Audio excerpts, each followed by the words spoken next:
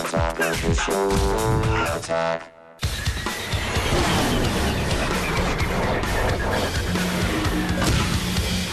right, my guest tonight here in Los Angeles, author and gaming journalist John Gibson from IM8bit.net. In Lincoln, Nebraska, video blogger and advice columnist Bridget Dale joins us, and also in Los Angeles, editor for Chud.com, Devin Faraci. Welcome to The Loop, everybody. All right, let's get this thing going. Apple passed Best Buy this week to become the #2 music retailer in the U.S. They've actually sold 4 billion tracks to date, including 20 million on Christmas Day alone. So, John, what do you think? Should Apple pop the cork and start spraying Steve Ballmer with some bubbly, or no? I am a huge supporter of the Apple, and to make an analogy from earlier in the show, I feel like the Walmarts of the world that might be catching up are kind of like the RoboCop TV series, where Apple is more of the Iron Man. But where does Amazon fit in? Are they the Dora the Explorer? Amazon is doing some exciting stuff. They got the Unbox software, these other sort of applications that are doing well in the video realm, so they could catch up. But Apple's branding is so superior to all these other companies that I feel like them getting on top is only a matter of time. All right, now, Bridget, we also saw news this week that 48% of teenagers across the country did not buy a single CD last year. So is this a sign of things to come? I mean, are the CDs about to become extinct? Yeah, I think they're pretty much extinct, but I think that's a good thing. I mean, I love not having to buy an entire CD just for a couple of songs that I like. And, I mean, artists are now taking the time to make sure that every track is worth buying. And as it gets to the point where it's a lot easier to buy legally than to download illegally, I think people end up doing it the right way eventually. Do you worry that maybe the MPAA or someone's going to come out and simply say this because of piracy and not because kids aren't interested in going to the record store anymore? Oh, I don't think so. I mean, people were able to steal music ever since there was, like, CD burners. And people are still going to be fans of the artists. Yeah. And I think it just makes them, being able to have every track worth buying just makes people get behind the artists even more. Yeah, Devin's been dubbing since 8-track. Dev, what do you think? Are we going to see a similar decline in DVD sales as people move towards digital distribution? Yeah, I think in about maybe 10 years we're going to see a world where nobody wants to buy DVDs anymore. You don't want to have it cluttering up, and you want to have a hard drive that's going to let you choose from, hundreds of movies on demand really quickly. I think it's totally the future. All right, and other big Apple-related news this week. Next Thursday, there's a town hall event. I love it. It sounds so comfy. Where the new software developers kit for the iPhone is supposedly going to be unveiled.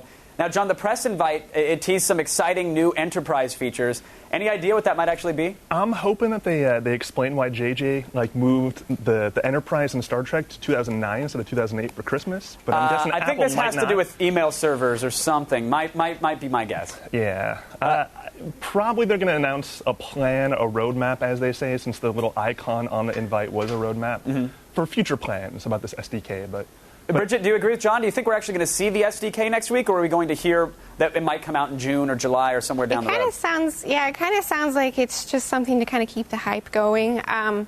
I don't know. I bet it's another delay is my guess, but I'm really not the one to ask for sure. Yeah. Well, Apple is one to surprise. They often do surprise us. They are one of the only companies out there that can release products the day they announce them. Right, or have a town hall to announce a delay, and the stock prices will still go up. But Devin, real quick with this SDK here, do you worry that maybe we're going to see apps that we have to pay for that are the same as people can get for free if they know how to unlock their iPhone? Oh, it's Apple. People will pay for anything that they put on you. It's fine. I mean, they have a legion of hipster fans who will purchase everything they put out there. Yeah, sadly, you're absolutely correct on that one. All right, let's move on to Warner Brothers. They announced this week another pushback for the release of the Spike Jonze adaptation of Where the Wild Things Are. It's now scheduled for October of 2009.